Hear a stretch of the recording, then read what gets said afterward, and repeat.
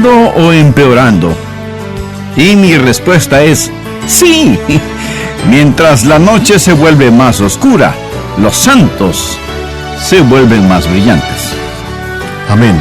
Así es. Mientras la noche se vuelve más oscura, los santos se vuelven más brillantes. Saludos amigos y amigas y sean bienvenidos a nuestro programa El Amor que Vale. En su mensaje de hoy, el Dr. Adrian Rogers, en la voz del pastor Lenín de Llanón, nos habla de las señales de los tiempos y el principio del fin. Por favor, busque en su Biblia el Evangelio de Mateo, capítulo 24. La humanidad siempre ha querido mirar el futuro. Tenemos los pronosticadores, los adivinadores, los que todo lo saben, los autoproclamados profetas, sin ninguna inspiración divina. El único libro 100% seguro es la Biblia, la palabra de Dios. Y el próximo gran evento que estamos esperando es el retorno literal, visible y corporal de nuestro Señor y Salvador Jesucristo. Y quiero decirle que este evento, el regreso de Cristo, es una de las mayores doctrinas en la palabra de Dios. Se lo menciona no menos de 1200 veces en el Antiguo Testamento y por lo menos 300 veces más en el Nuevo Testamento. Dios nos está diciendo que este mismo Jesús que ya vino, vendrá otra vez. Y hoy vamos a estudiar las palabras de Jesús, guiándonos en un viaje profético, mirando lo que pasa en esta época y luego en la época por venir, y veremos en la palabra de Dios cuál es el destino del planeta Tierra. Esto es muy importante para nosotros hoy porque los que estamos viviendo en la actualidad podemos decir con seguridad que el futuro ya está aquí. Quiero que note el trasfondo de la profecía que vamos a leer. Leamos los 3 primeros versos de Mateo 24. Cuando Jesús salió del templo y se iba, se acercaron sus discípulos para mostrarle los edificios del templo. ¿Cree usted que Jesús no había visto esos edificios antes? ¿Por qué los discípulos querían mostrarle a Jesús los edificios del templo? Respondiendo, él les dijo: ¿veis todo esto? De cierto os digo que no quedará aquí piedra sobre piedra que no sea derribada. Y estando él sentado en el monte de los Olivos, los discípulos se le acercaron aparte diciendo: dinos, ¿cuándo serán estas cosas? ¿Y qué señal habrá de tu venida y del fin del siglo? Ahora, cuando usted tiene esta profecía en la mente, recuerde que este es el trasfondo. Recuerde también que desde el monte de los Olivos se miraba abajo el templo. Y el templo era absolutamente magnífico. El templo era el centro de la vida judía, espiritual y socialmente. Todas sus esperanzas estaban basadas ahí en el templo. Y ahí estaba, en el monte Moria, como una montaña de oro. El historiador Josefo dice que parecía una montaña de nieve. Ahí brilla bajo el sol cuando el sol sale por el oriente, bañando el monte de los Olivos. ¿Por qué los discípulos vinieron y le dijeron al Señor: mira, mira este templo? ¿Por qué se lo mostraron? Bueno, tiene que recordar que Jesús había hecho una profecía en Mateo 23, verso 37. Jesús, bajando del monte de los Olivos, comenzó a derramar copiosas lágrimas al mirar Jerusalén. Y ahí está el templo, enfrente de él. Y esto es lo que él dice: Jerusalén, Jerusalén, que matas a los profetas y apedreas a los que te son enviados. ¿Cuántas veces quise juntar a tus hijos como la gallina junta sus polluelos debajo de las alas, y no quisiste? He aquí vuestra casa. Y aquí Jesús se refería al templo.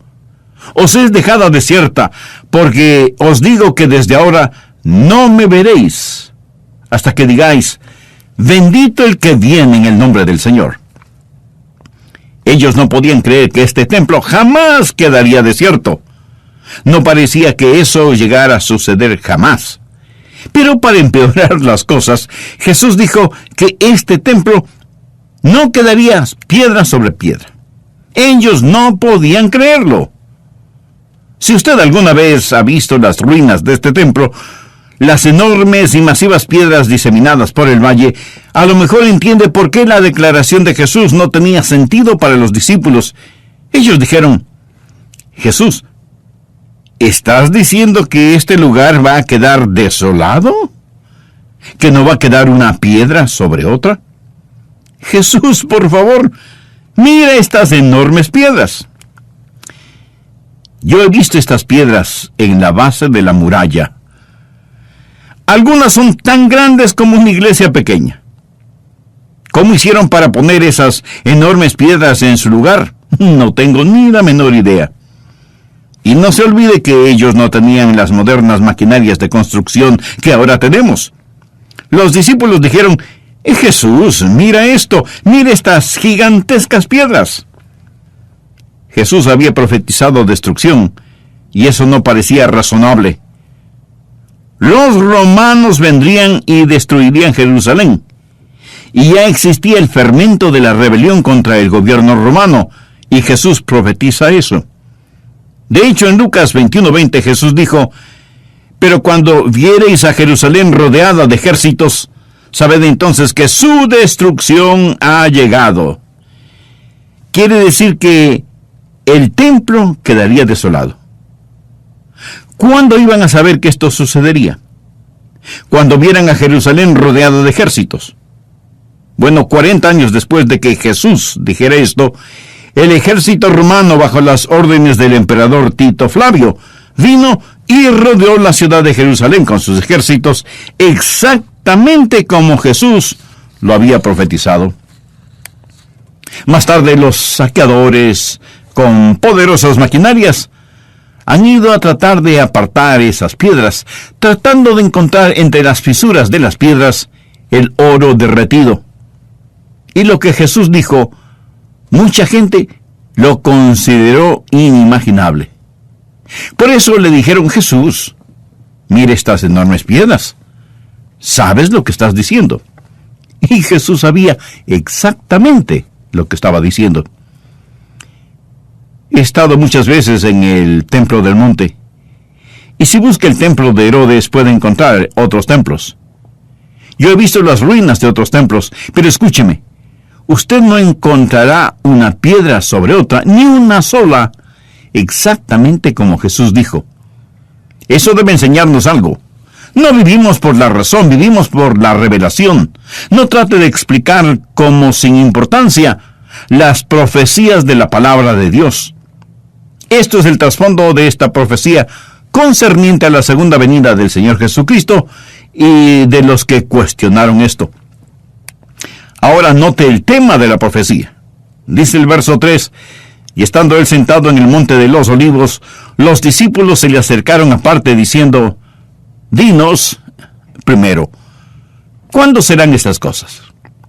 Segundo, ¿qué señal habrá de tu venida? Y tercero, ¿cuándo será el fin del mundo? Los discípulos hicieron estas tres preguntas. Primero, ¿cuándo serán estas cosas? ¿Cuándo será destruido el templo? Segundo, ¿cuál será la señal de tu venida? La palabra venida aquí es la palabra griega parusía, y significa venir en poder y gloria. Por lo tanto, ¿cuándo, Señor, vas a instalar tu reino? ¿Cuándo vas a comenzar a reinar? Tercero, ¿cuál será la señal del fin del mundo? La palabra mundo aquí significa el final de la época. Ellos pensaron que se acercaban al final de la época antigua y que una nueva época, la época mesiánica, iba a empezar. Por eso le hicieron a Jesús esa pregunta. Recuerden que eran judíos cristianos los que hacían estas preguntas, y vamos a ver las señales de los tiempos que tienen que ver con Israel y con la iglesia. Lo que hace Jesús aquí es mirar a través del túnel del tiempo y les da las señales de los tiempos, los días y épocas entre el tiempo que ellos existieron y cuando Jesucristo vendrá otra vez. Y les da 7 marcas o señales, y de eso vamos a hablar hoy. Preste atención. Primero, Jesús dice que la primera marca será la decepción de falsos cristos. Miremos los versículos 4 y 5. Respondiendo Jesús les dijo: mirad que nadie os engañe, porque vendrán muchos en mi nombre diciendo, yo soy el Cristo, y a muchos engañarán. Jesús dice que una de las marcas de los últimos días, el final de una época, será un tiempo de gran decepción. Y tanta gente ha sido engañada a pesar de que la Biblia nos advierte para que no seamos engañados. Veamos rápidamente 1 de Juan 4, los versos del 1 al 3. Aquí el apóstol Juan dice, amados, no creáis a todo espíritu, sino probad los espíritus si son de Dios. Porque muchos falsos profetas han salido por el mundo. En esto conoced el Espíritu de Dios. Todo espíritu que confiesa que Jesucristo ha venido en la carne es de Dios. Y todo espíritu que no confiesa que Jesucristo ha venido en la carne no es de Dios. Y este es el espíritu del anticristo, el cual vosotros habéis oído que viene, y que ahora ya está en el mundo. Hace más de 2000 años que el espíritu del anticristo está en el mundo. La palabra anticristo toma la palabra Cristo y antepone el prefijo anti, que significa en contra de o en lugar de. Puede significar cualquiera de las dos cosas o puede significar ambas cosas. El anticristo viene en contra del verdadero Cristo y se presenta a sí mismo como el Cristo. Y por lo tanto, hay muchos falsos Cristos y falsos Mesías. En los últimos 50 años, no menos de 1200 han proclamado ser los Cristos. Y yo me asombro y maravillo de lo que la gente puede creer. Segundo,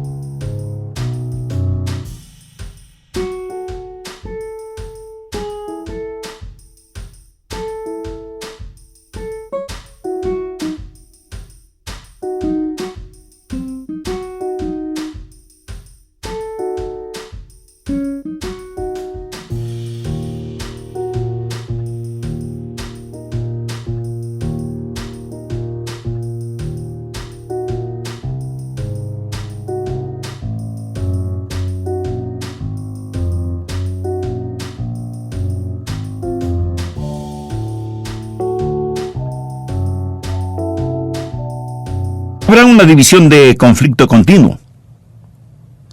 ¿No ha pensado que en más de 2000 años el hombre pudo haber resuelto el problema de la guerra y hacer del mundo un lugar seguro? Desde que era un niño, he escuchado promesas de guerra para terminar con todas las guerras y para brindar seguridad al mundo. Pero Jesús dijo que eso nunca sucederá. Miremos los versos 6 y 7.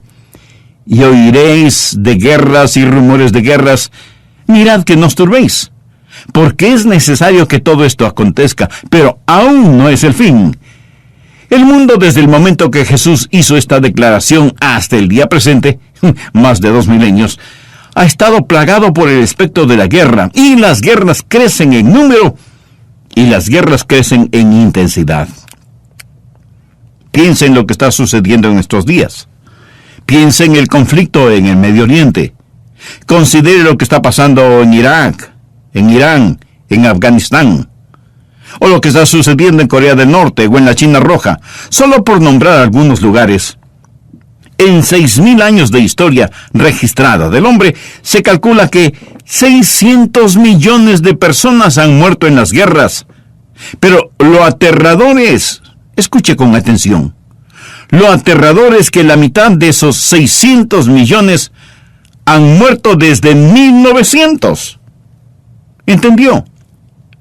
La mitad de los que han muerto en 6000 años han muerto desde 1900. Parece que estamos viendo que todas estas cosas están llegando a un clímax. Esta generación, la generación en la cual estamos viviendo, ha visto más guerras que ninguna otra generación. Terrorismo, secuestros, bombardeos, asesinatos, sabotajes, guerras. Y pareciera como si todo esto se centrara en Jerusalén. ¿Tiene la Biblia algo que decir al respecto? Por supuesto que sí.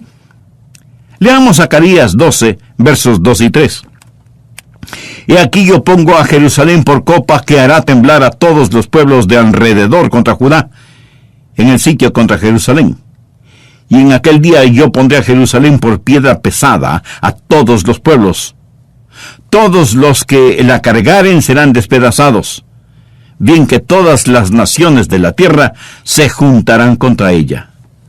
Continuos conflictos, divisiones. Tercero, desastres de cataclísmicas consecuencias.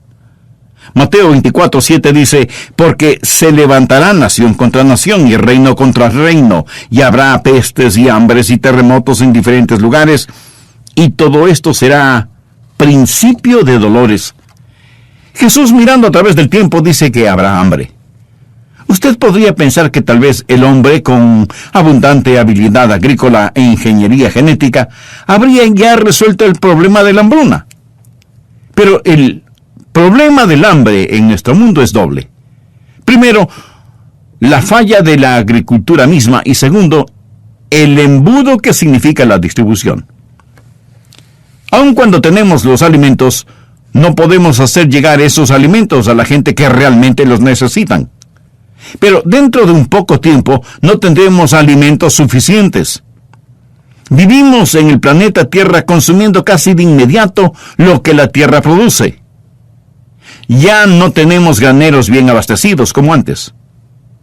Un muy conocido biólogo y sociólogo ha dicho, y lo cito textualmente, el planeta Tierra ya no es una sociedad sostenible.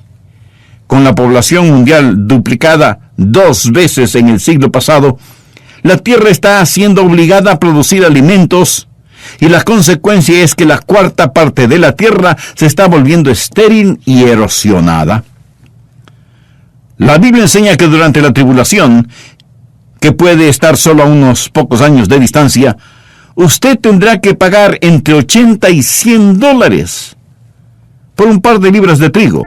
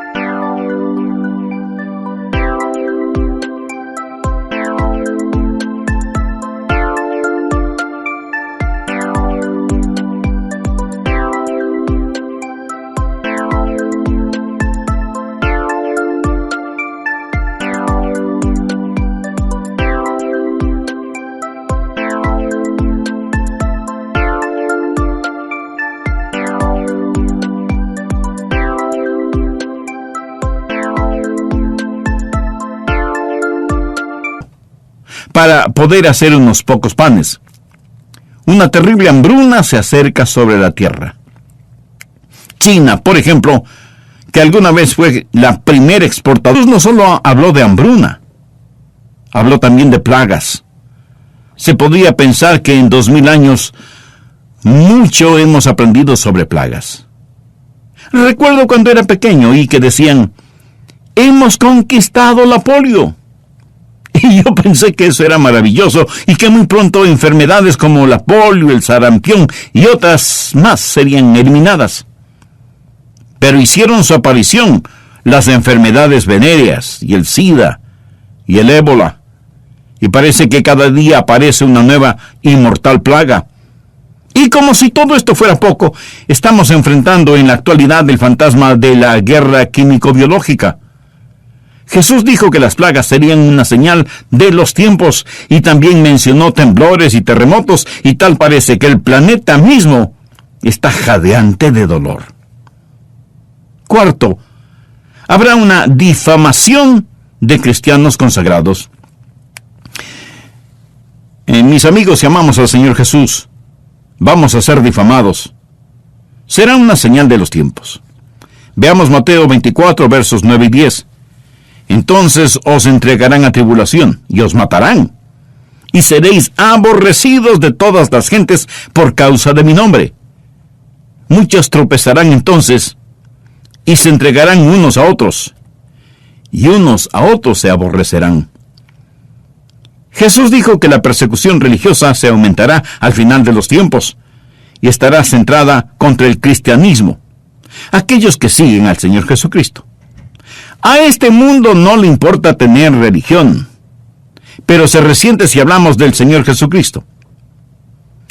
¿Sabía que más cristianos han muerto por su fe en el siglo pasado que en todos los demás siglos desde